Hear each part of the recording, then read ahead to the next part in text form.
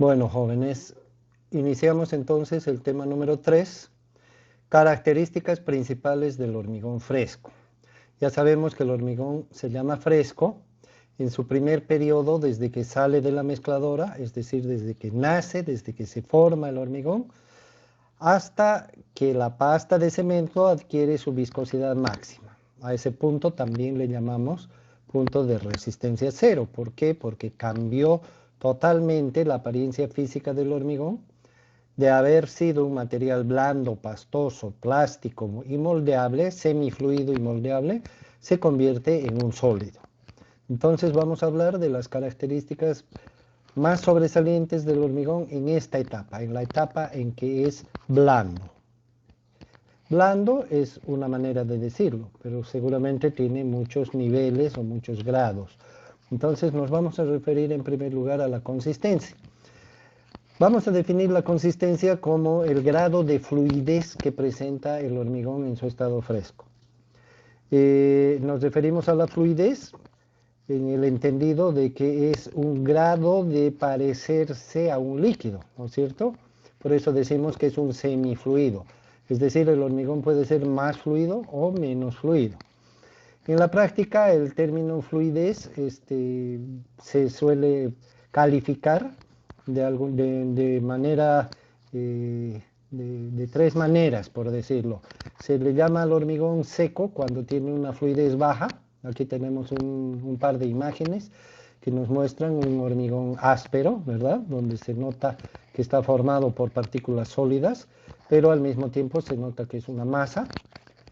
Luego tenemos otra imagen acá, donde el hormigón se lo ve más fluido, tiene mayor apariencia de una masa blanda, pastosa, y es el caso de los hormigones intermedios, cuando no son ni secos ni fluidos.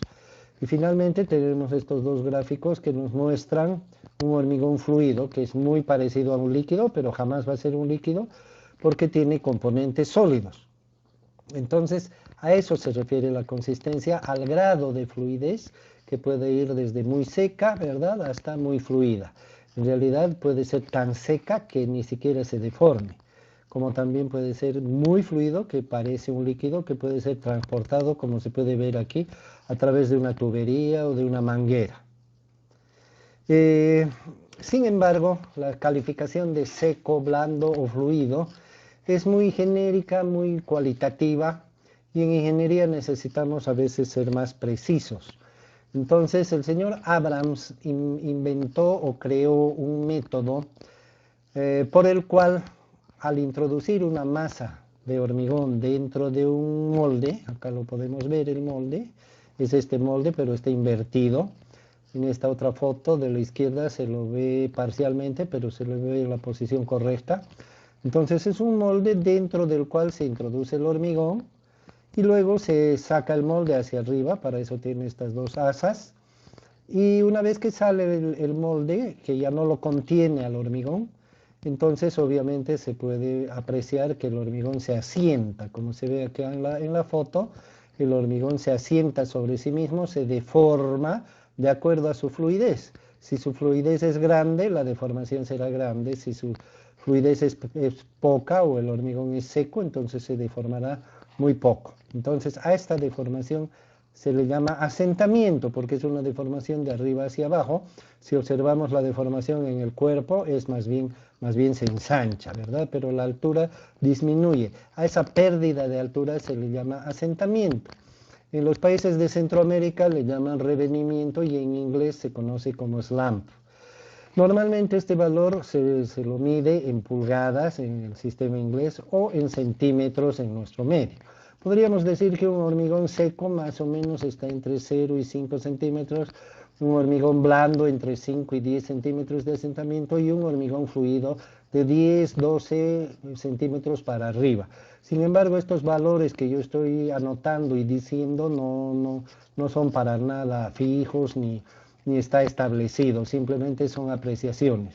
Pero de hecho, una cantidad de centímetros baja nos muestra un, un hormigón seco y una cantidad mediana, un hormigón blando y una cantidad alta qué sé yo, arriba de 11, 12, 13, 14, 15, 16 centímetros, entonces es un hormigón muy fluido. Este aparato llamado cono de Abrams tiene un rango de utilización, es decir, si tuviéramos una mezcla, por ejemplo, que tiene 2 centímetros de asentamiento y le quitamos un poco de agua, se hará más seca, quedará más seca, y si medimos el asentamiento será, por ejemplo, de 1 centímetro, y si le quitamos de nuevo agua tendrá un asentamiento de 0 centímetros, y si le volvemos a quitar, bueno, seguirá marcando 0 porque no hay forma de que crezca la muestra. Por lo tanto, su límite de medición en cuanto a hormigones de bajo asentamiento es 0. Lo mismo podemos decir en el otro extremo. Si tenemos un hormigón de unos 14 centímetros, le aumentamos agua, medimos, tiene 15, le aumentamos agua, tiene 16, le aumentamos más agua, de repente tiene 18, pero ya no sabemos si esos 2 centímetros de 16 a 18 es porque tiene más agua o porque se cayó la muestra cuando hagamos el ensayo. Es decir, la precisión de la medición, la confiabilidad de la medición, suele ser hasta 15, 16 centímetros. Más allá, el hormigón puede ser más fluido, pero ya no se puede medir con este aparato. Sin embargo, para la mayoría de los casos, yo diría más del 99%, por lo menos en nuestro país, los rangos de asentamiento de los hormigones que se utilizan están nomás dentro de la capacidad del cono de Abrams. Acá tenemos un conjunto de figuritas ordenadas de izquierda a derecha que nos muestran cómo se realiza el ensayo en el cono de Abrams. Ustedes lo van a ver en el laboratorio seguramente con bastante calma y precisión, pero aquí podemos ver, se saca la muestra a pie de obra, se la fija, se la sujeta con los pies, el molde se comprime hacia abajo, hacia el suelo con los pies para que quede fijo, y se introduce la mezcla por la parte superior. Como se puede ver, se introduce apenas una capa de 1/3, un poco menos de 1/3 de la altura, pero 1/3 del volumen, y se golpea con una varilla que se llama pisón durante 25 veces, 25 golpes, de modo que no toque el fondo del el piso, vendría a ser el fondo hueco del molde. Luego se pone una segunda capa. Acá el dibujo me parece que está mal porque la varilla no debe atravesar más que la capa que se está sunchando o que se está apisonando. Entonces acá la varilla no debería pasar hasta la primera capa, sino solamente apisonar la segunda. Igualmente se distribuyen 25 golpes, y en el tercer dibujo vemos que se apisona la tercera capa, tampoco debería pasar a la segunda, y se reparten los 25 golpes. Luego se enrasa la superficie, se levanta el molde y luego se mide la diferencia con la altura original. Y ese es el asentamiento, ya sea en centímetros o en pulgadas. La medición se suele hacer con 1/10 de aproximación, o sea, por ejemplo, 5.4 centímetros, 7.1, 3.0, ¿no? Con un decimal. Vamos a ver qué factores son los que definen qué fluidez puede tener un hormigón. El asentamiento es una medición indirecta de la fluidez, porque en realidad medimos el asentamiento de la mezcla, pero la fluidez es la que hace que se asiente más o se asiente menos. El grado de fluidez está determinado por la relación que existe entre la proporción de agua que le colocamos y los sólidos que contiene el hormigón.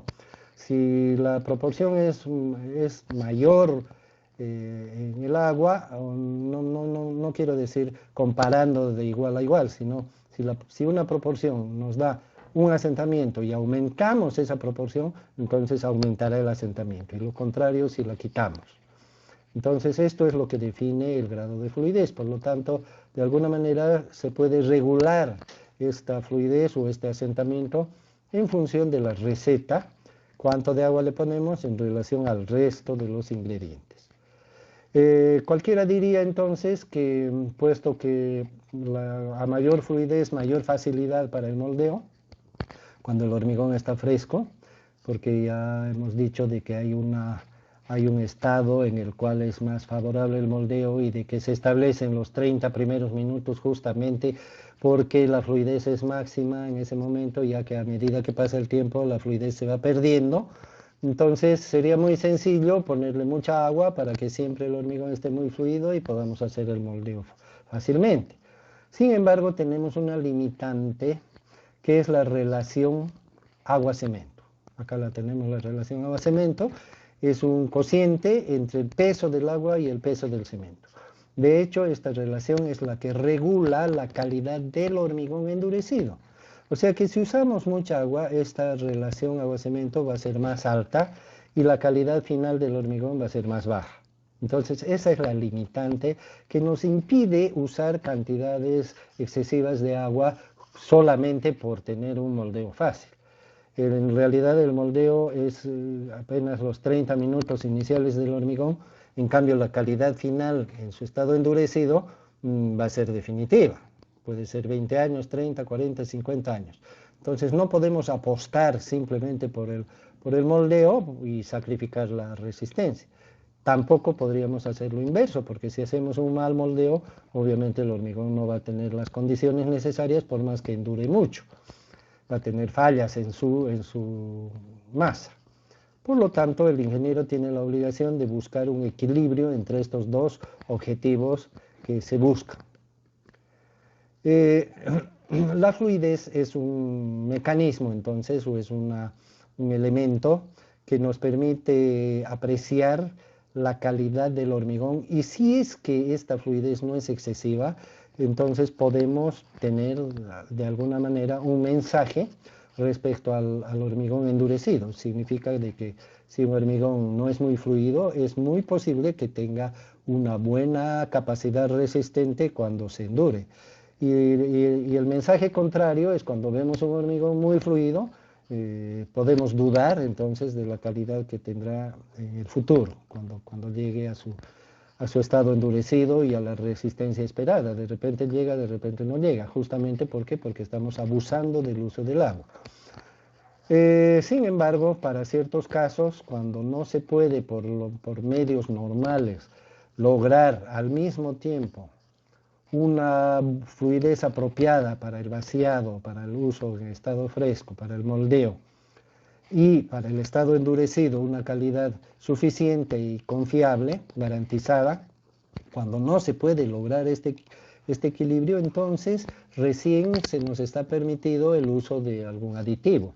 Los aditivos para aumentar la fluidez del hormigón fresco se llaman aditivos fluidificantes y tienen la virtud, digamos, de que cuando usamos este tipo de sustancias y las adicionamos a un hormigón fresco, aumenta su fluidez, mejora su asentamiento, es decir, aumenta su asentamiento, pero no nos exige aumentar agua. Por lo tanto, la relación agua-cemento la podemos mantener inalterable y de esta manera garantizamos la calidad del hormigón en su estado endurecido.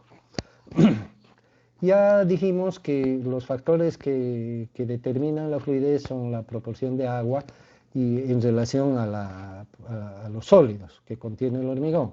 Por lo tanto, tendríamos que pensar de que como el hormigón va cambiando, la viscosidad va aumentando y la fluidez va disminuyendo a medida que pasa el tiempo, eso lo hemos estudiado con la pasta de cemento, por lo tanto, las pérdidas de agua o la pérdida de tiempo, mientras más tiempo pase, la pasta de cemento es más viscosa, el hormigón es menos fluido, por lo tanto, si nosotros queremos no solamente obtener una fluidez adecuada para el moldeo, sino mantenerla durante el tiempo que nos es permitido hacer este trabajo, entonces lo más conveniente es que lo hagamos rápido, porque mientras más tiempo pase, más fluidez perderemos, y también otro factor sería prevenir todos los elementos o todos los factores o todas las causas que nos pueden acelerar las pérdidas de agua, porque si el agua se va perdiendo y el agua es un factor que determina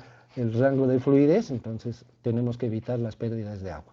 Entonces los factores que afectan a la fluidez, en primer lugar está el tiempo que pasa, a más tiempo, mayor pérdida de fluidez, y también estarán los factores que hacen que el agua se pierda más rápidamente. Entre estos factores está, por ejemplo, el calor, cualquier fuente de calor, o podría ser el sol en condiciones naturales, aunque también podrían haber otras fuentes de calor, ayudan a que el agua se evapore más rápido. Lo mismo las altas temperaturas, ¿verdad? O sea que los lugares cálidos como Santa Cruz, por ejemplo, las altas temperaturas son un factor importante para la pérdida de agua y para que el hormigón la fluidez del hormigón se pierda más rápidamente. Otro factor es los ambientes secos. Ustedes saben que la humedad se transfiere al ambiente y el ambiente a su vez transfiere la humedad que contiene a todo lo que toca o a todo lo que envuelve. Por lo tanto hay un intercambio, ¿sí?, de humedad, y en el ambiente seco la tendencia de que la humedad del hormigón salga al ambiente es mayor. Y finalmente tenemos las corrientes de aire, ya sean artificiales o provengan de los vientos. Son elementos que ayudan a que el agua salga más rápido. Todos sabemos que, por ejemplo, cuando se lava ropa, la mejor manera de hacer que la ropa seque es ponerla al viento, y se la pone extendida, ¿verdad? Entonces, las corrientes de aire también ayudan a que el agua salga más rápido y por lo tanto la fluidez dure menos tiempo. El ingeniero no puede controlar el clima, pero sí de alguna manera puede hacer que el tiempo de moldeo sea menor, pondrá todos sus esfuerzos para ello.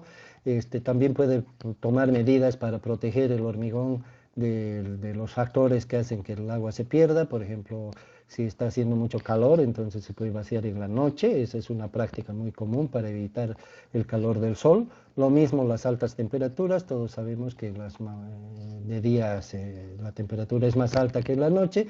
Por lo tanto, es una buena práctica tanto para el calor como para las altas temperaturas, trabajar de noche o en los días que se puede prevenir que sean más frescos que los calientes. Estoy hablando de los lugares cálidos. En los lugares templados o fríos, bueno, no habrá mucho problema respecto al calor y a las altas temperaturas. Lo mismo podemos decir de los ambientes secos y finalmente los vientos, ¿verdad? No se pueden evitar los vientos, tampoco hay grandes previsiones que se pueden tomar respecto a los vientos, pero en las obras importantes un ingeniero inclusive puede vaciar bajo techo. Hay casos en que se ponen toldos o se ponen cubiertas sobre el hormigón para que no le dé el sol directamente, se ponen barreras para que el viento no lo seque, etcétera. Se pueden tomar cualquier medida preventiva que el ingeniero pueda tomar para combatir este factor del viento o de cualquier otra corriente de aire que pudiera afectar al hormigón. Entonces es favorable para que se mantenga la fluidez lo más posible.